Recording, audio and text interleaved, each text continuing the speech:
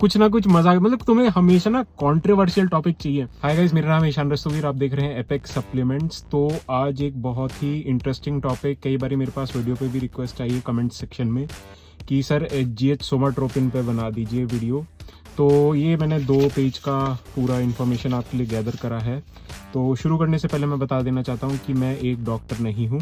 कोई भी मैं इन्फॉर्मेशन बता रहा हूँ वो सिर्फ एक एजुकेशनल और एंटरटेनमेंट पर्पसेस के लिए है।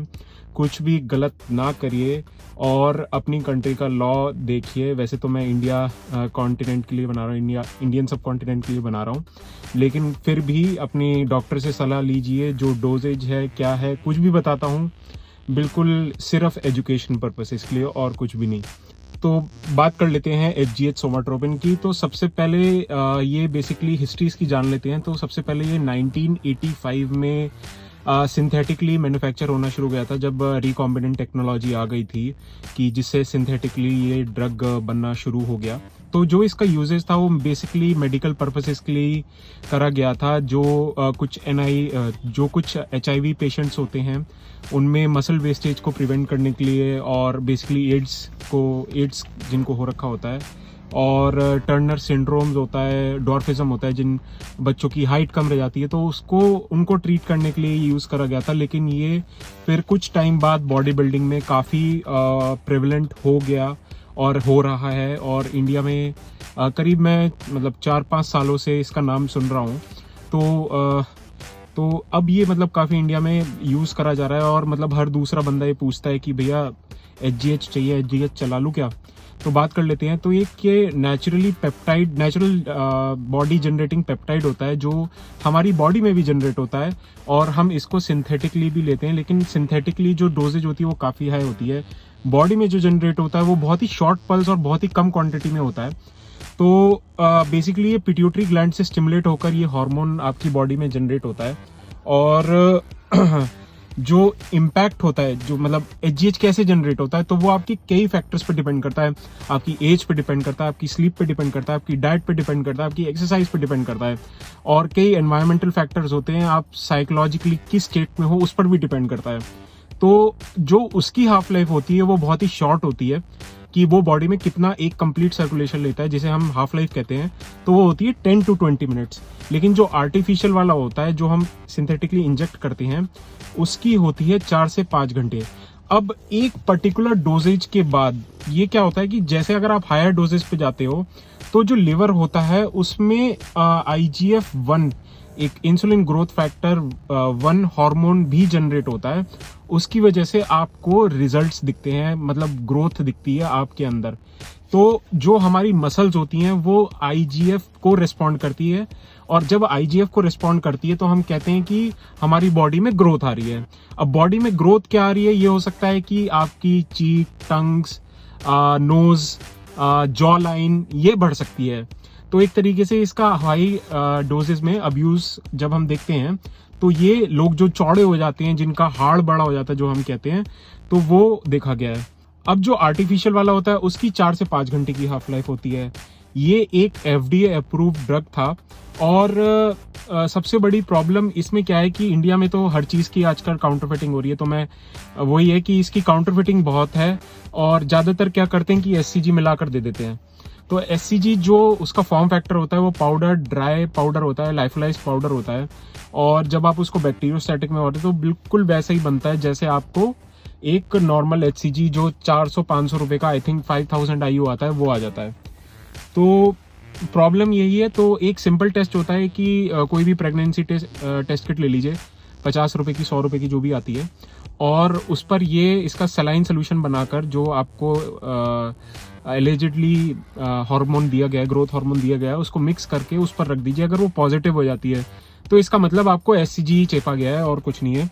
तो बेनिफिट्स क्या है? बेनिफिट्स काफ़ी हैं। अगर लो डोजेज में रहते हैं, 2.5 IU, 4 IU तक रहते हैं, तो आपकी स्किन टाइटनिंग और स्किन में ग्लो आता है, और थोड़ा लीन मसल मास और फैट बर्निंग प्रॉपर्टीज भी देखी गई हैं, कि जब आपका GH बॉडी में भी जनरेट होता है नेचुरली, तो भी फैट बर्निंग का काम करता है। तो फैट लॉस होता है सबसे पहला, तो जहाँ पर लगता है ये, अगर आप स्टमक में लगाते हो तो स्टमक के विसरल फैट कम होएगा, अगर आप थाइज में लगाते हो, कहीं पर भी सबक्यूटेनियसली लगाते हो तो उस टारगेट एरिया का ये फैट लॉस करता है। फिर आ जाता है कि क्या और बेनिफिट्स हो सकते हैं। मैंने आपको जैसे बताया था, स्केलेटल मसल मास बढ़ता है, और जो हो गया बोन हो गई, सॉफ्ट टिश्यू हो गया, कोई सेलुलर डैमेज है या चोट लगी है, तो मतलब किसी ट्रॉमा से गुजरे हुए हो या और सर्जरी हुई है, तो जीएच आपको मतलब इम्प्रूवमेंट में दिखता है। कोलाजन सिंथेसिस बढ़ जाता है बॉडी का, तो जैसे मैंने आपको बता भी दिया था कि एंटी एजिंग इफेक्ट्स है।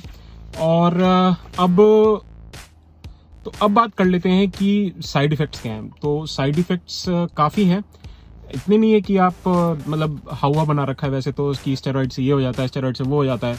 40 साल के बाद जीएच भी बनना बंद हो जाता है और टेस्टोस्टेरोन भी लो हो जाता है, तो कई लोगों को हार्मोन रिप्लेसमेंट थेरेपी भी रहना पड़ता है और जीएच रिप्लेसमेंट थेरेपी भी रहना। ऐसा नहीं है कि अगर आपको अपनी क्वालिटी लाइफ इंप्रूव करनी है तो आप कर नहीं सकते हो। तो क्वालिटी ऑफ लाइफ अगर आपको इंप्रूव करनी है तो आपको कुछ ना कुछ सिंथेटिक ड्रग का यूज करना पड़ेगा। हाँ, हमें पता नहीं होता जनरली, कि हमें इंफॉर्मेशन नहीं होती है कि हम कैसे इंप्रूव कर सकते हैं, तो यहाँ पर मैं आ जाता हूँ कि आप कैसे इंप्रूव कर सकते हैं। तो वही बताने के लिए आपको कोशिश कर रहा हूँ। तो जब ज़्यादा जीएच होता है तो आपकी इंसुलिन सेंसिटिविटी बढ़ जाती है, तो इसका मतलब है कि आपको डायबिटीज़ हो सकता है, और डायबिटीज़ टाइप 2 हो सकता है। उसमें क्या होता है कि जब जीएच रिलीज होता है तो इन टर्न जो होता है हमारा लिवर आईजीएफ रिलीज करता है, इंसुलिन ग्रोथ फैक्टर रिलीज करता है। उससे क्या होता है कि आपको शुगर हो सकती है, तो मतलब आपका लिवर ज़्यादा काम कर रहा है बेसिकली। तो ये इसका एक साइड इफेक्ट हो गया। तो दूसरा होता है कि आपकी ऑर्गन्स एनलार्ज हो सकती हैं। अब ऑर्गन कैसे एनलार्ज होती है, वो होती है कि जब IGF-1 लिवर से जनरेट होता है तो वो ऑर्गन्स के पास अपने IGF रिसेप्टर्स होते हैं। तो वो IGF रिसेप्टर्स जब उनको मतलब IGF मिलता है तो वो इंटर्न ग्रोथ होते हैं। तो कुछ भी हो सकता है ग्रो, मतलब कंप्लीट बॉडी ग्रो हो सकती है। और ये कहना भी सही होगा कि अगर आप ग्रोथ हार्मोन ले रहे हो तो मतलब सब कुछ ग्रो होगा। अब ग्रो क्या नहीं होता है, वो होता है आई बॉल्स और ब्रेन, क्योंकि ये कैविटी के अंदर होते हैं। जैसे आई बॉल होती है वो आई सॉकेट के अंदर होती है, ब्रेन होता है ब्रेन कैविटी के अंदर होता है, तो ये ग्रो नहीं करते हैं। लेकिन बाकी जो चीज़ें होती हैं वो ग्रो करती है। अब नेक्स्ट आ जाते हैं कि क्या प्रॉब्लम होती है। हार्ट डिजीज की प्रॉब्लम हो सकती है, क्योंकि सब चीज़ ग्रो होती है, तो हार्ट की जो लेफ्ट वेंट्रिकल होता है वो भी ग्रो कर जाता है, तो ब्लड सप्लाई का इशू आ सकता है, आपको हार्ट अटैक पड़ सकता है। अब क्या होता है कि जो नॉर्मल हार्ट होता है वो 300-350 ग्राम का होता है। तो एक बहुत फेमस बॉडी बिल्डर था जो अभी आई थिंक उनकी डेथ हो चुकी है, रिच पियाना, उनका जो हार्ट निकला था वो 800 ग्राम का निकला था। तो वो एक कारण एलिजिडली हो सकता है कि आप ग्रोथ हार्मोन अब्यूज से, तो एक ये हो सकता है। तो थायराइड रिस्क में T3 कन्वर्जन नहीं होता है इतना। तो अब चौथे रिस्क की बात कर लेते हैं, तो वो होता है कि कार्पल टनल सिंड्रोम। तो जैसे आप ज़्यादा यूज़ करते हैं तो कार्पल टनल क्या होता है, आपकी 4 नर्व्स होती हैं सुपरफिशियली, 4 होती हैं डीप।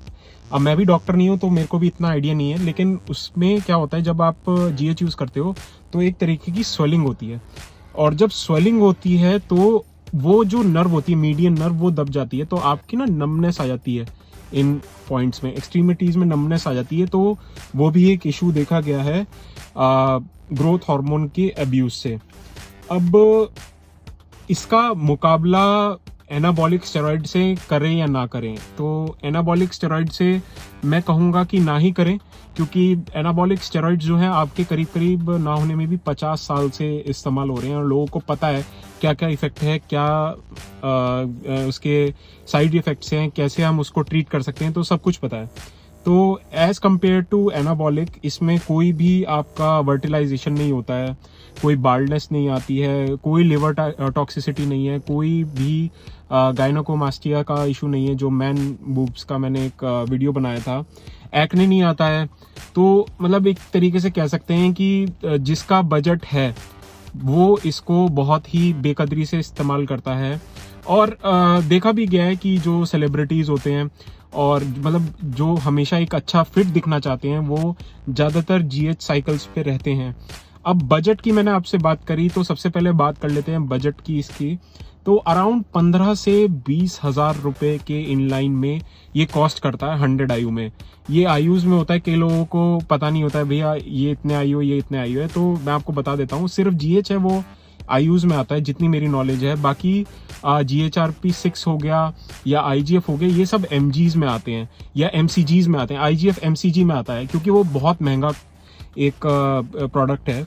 तो ये 15 से 20 हज़ार के बीच में रहता है। और डोजेज जो रहती है, तो डोजेज मेरे हिसाब से अगर आपको क्रूज करना है इस पे, तो 2.5 आयु मतलब 2.5 आयु से लेके 4 आयु तक आप इस पर चल सकते हो। अब सही तरीका यही होगा कि आप इसके इंजेस्ट करने के बाद एटलीस्ट 2 घंटे तक कुछ ना खाएं। तो जैसे मैंने आपको बता ही दिया कि हाफ लाइफ इसकी 4 से 5 घंटे होती है, तो कोशिश करिएगा कि ना खाएं और उससे पहले भी ना खाएं। तो मतलब लगाने से पहले 2 घंटे और लगाने के बाद 2 घंटा।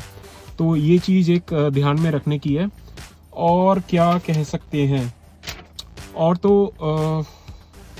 तो यही कुछ इन्फॉर्मेशन थी जो मैंने आपके लिए तैयार करी थी।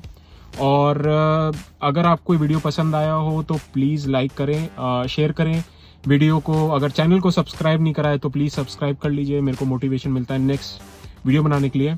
और मतलब कुछ भी होता है ना कि कुछ इन्फॉर्मेशन की वीडियो बनाता हूँ कि सप्लीमेंट की बनाता हूँ, तो कहते हो इसमें मज़ा नहीं आ रहा है। मतलब कुछ ना कुछ मज़ा, मतलब तुम्हें हमेशा ना कॉन्ट्रोवर्शियल टॉपिक चाहिए। एक चीज़ देख ली, अभी मैंने कल वीडियो डाली तो उसमें भी इतने व्यूज आ गए जितना मैंने एक आइसोप्योर की वीडियो डाली थी उसके आधे व्यूज भी नहीं आए। तो मतलब आप सभी लोगों को कंट्रोवर्शियल टॉपिक चाहिए, तो कोई बात नहीं, बनाते हैं और बनाते रहेंगे, कोई दिक्कत नहीं है।